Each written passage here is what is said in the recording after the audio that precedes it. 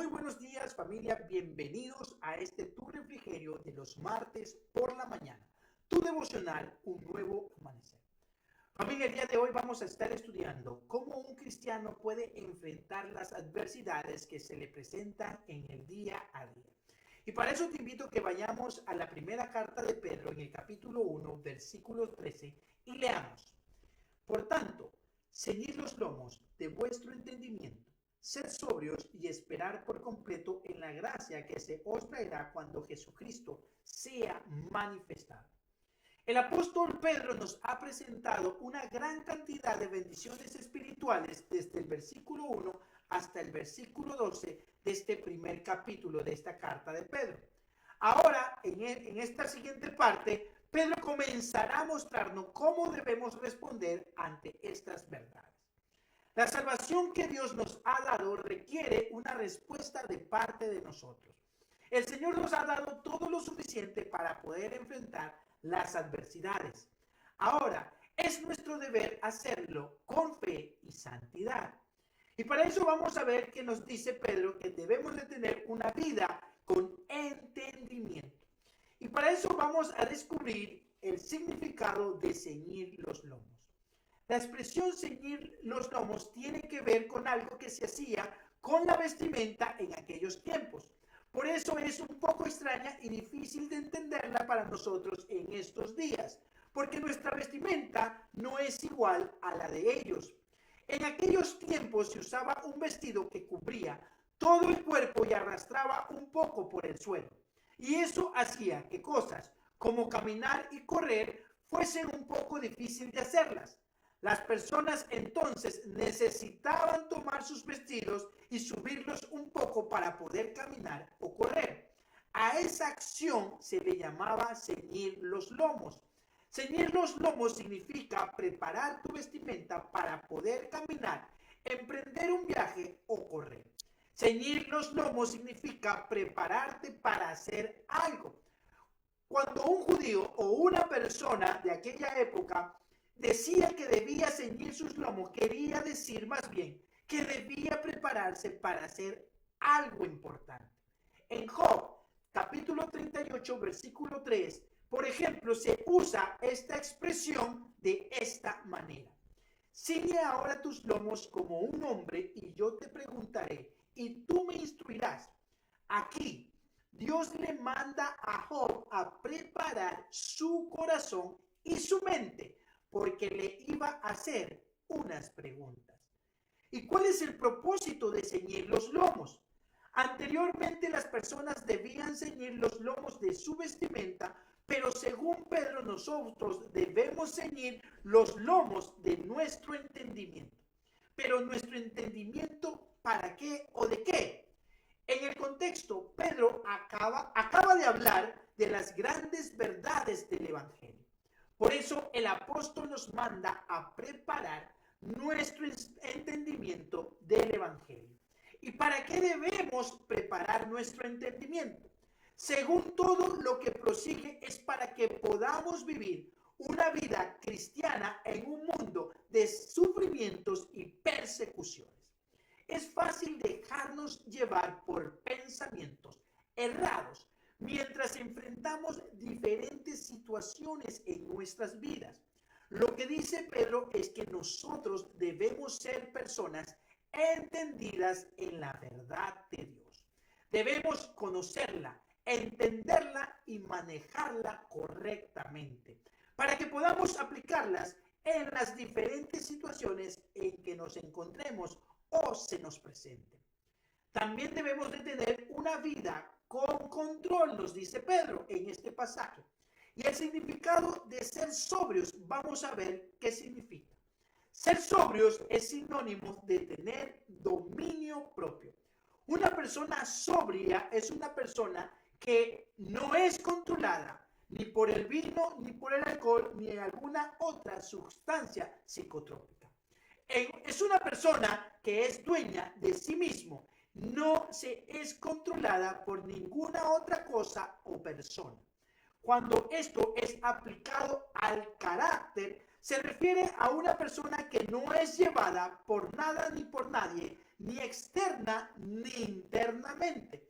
Externamente no permite que las situaciones lo hagan actuar mal o que se desvíe. Internamente no deja que sus ansiedades, ni sus angustias, ni sus sentimientos lo dominen por completo. Él es dominado por sí mismo. Ser sobrios no significa que la persona no tenga malos deseos, ni sienta ansiedades, ni se amargue o sienta ira. No es nada de eso, porque eso es completamente imposible en nuestra carne humana. Una persona sobria se refiere a una persona que aunque sienta todas estas cosas, no las hace, no se deja dominar por ninguna de ellas. Por ejemplo, veamos al Señor Jesucristo. Antes de morir, sabía que lo que venía era completamente desastroso para su vida. Su corazón estaba muy angustiado hasta la muerte, tanto que le pidió al Padre que pasara de él esa copa. Pero la diferencia es en lo que dijo: pero no se haga mi voluntad, sino la tuya. Eso es una gran demostración de sobriedad. Aunque sintió angustia, no se dejó dominar por ella, sino que se sometió a la voluntad de Dios. ¿Cómo debemos ser sobrios en nuestra época, o sea, al día de hoy? Todos nosotros vivimos situaciones que verdaderamente hacen que perdamos el control en algún momento de nuestra vida. Quizás algún jefe insoportable, quizás algún hijo desobediente, quizás el cónyuge, esposo o esposa que se comporten como un niño, una esposa rencillosa, hermanos que lo tratan a uno con bastante aspereza y dureza. Quizás alguna situación económica desfavorable en estos momentos de tu vida. Y todos, alguna vez y quizás en este momento, nos hemos dejado de dominar por lo que sentimos. ¿Qué haces cuando las cosas salen desfavorablemente a lo que tú pensabas? ¿Te afanas o confías en Dios? ¿Cómo respondes al pecado de los demás? ¿La ira te controla o refrenas tu enojo y hablas con mansedumbre? ¿Cómo actúas cuando las cosas no salen como tú las planeaste? ¿Tomas decisiones apresuradas o te sientas a meditar y tomas las decisiones correctas? Las respuestas a esas preguntas demostrará cuánta falta nos hace tener dominio propio. Pero solo teniendo dominio tendremos y podremos obedecer a Dios fielmente sin importar lo que sintamos. También en este pasaje nos habla Pedro acerca de una vida con esperanza. El significado de poner una esperanza por completo, Pedro lo menciona anteriormente sobre esto en los versículos 3 y 4 de este capítulo. Bendito el Dios y Padre de nuestro Señor Jesucristo, que según su gran misericordia nos hizo renacer para una esperanza viva por la resurrección de Jesucristo de los muertos, para una herencia incorruptible, incontaminada e inmarcesible, reservada en los cielos para vosotros. Él ha dicho que tenemos una esperanza de vida, de que hay una herencia que ha sido reservada en ese cielo maravilloso. Pero en este pasaje se agrega algo más, y ese es un imperativo que tenemos que ver. Es decir, cada cristiano tenemos el deber de poner nuestra esperanza por completo en la gracia de Cristo. Nuestra esperanza no debe estar sustentada o soportada en el dinero o por lo económico, ni en la felicidad, ni en las cosas que este mundo pueda ofrecernos. Tampoco en nosotros mismos, sino que debe de estar 100% puesta en Dios.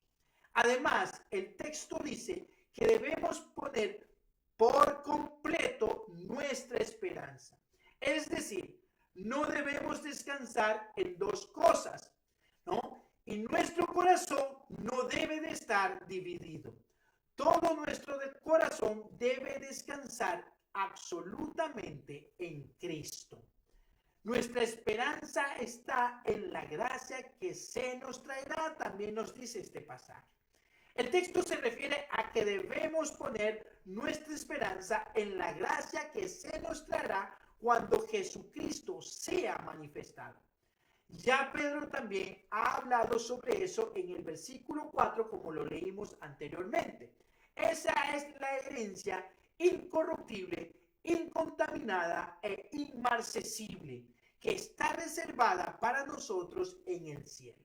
Se refiere a la vida eterna y todas las bendiciones que se nos darán en ese momento. Cuerpos nuevos en la resurrección. Seremos librados completamente del pecado. Nuestros enemigos serán destruidos completamente. Satanás será echado al lago de fuego y nosotros estaremos para siempre con nuestro Señor. Cada uno de nosotros, familia, debe procurar hacer sensible su corazón a todas estas verdades manifestadas en la palabra de Dios.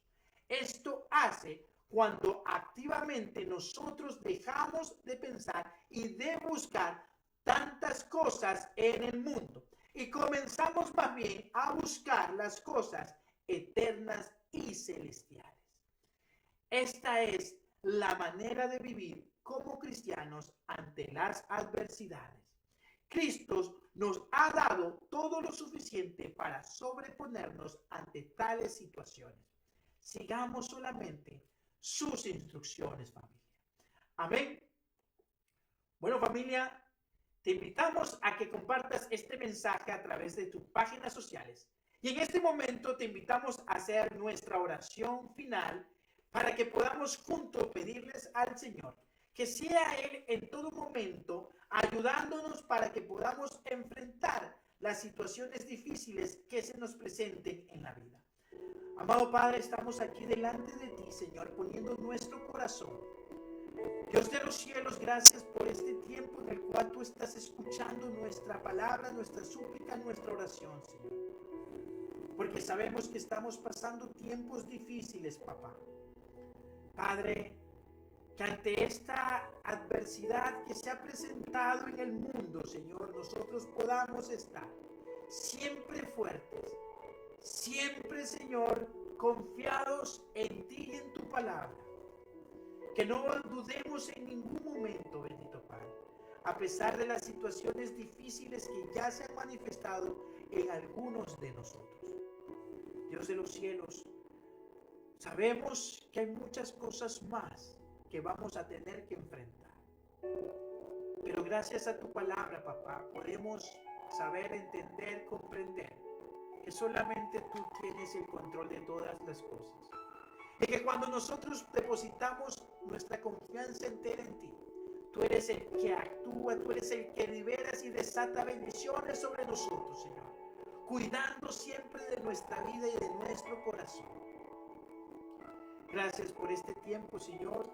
Gracias porque cada vez más nos muestra cómo debemos estar alerta para enfrentar situaciones que el enemigo quiere levantar delante de nosotros para hacernos desviar nuestra mirada y nuestra fe de ti, Señor. Bendito Padre, quédate con nosotros en esta semana, Señor. Que seas tú en todo momento cuidando y llenándonos de esa sabiduría, de esa comprensión, y que podamos dar decisiones y acciones, Señor, que siempre te agraden y que favorezcan no solamente a nuestra vida, sino a los que nos rodean, papá. Que la bendición del Padre, del Hijo y del Espíritu Santo te acompañe hoy y siempre. Amén. Un abrazo, familia. Dios los bendiga.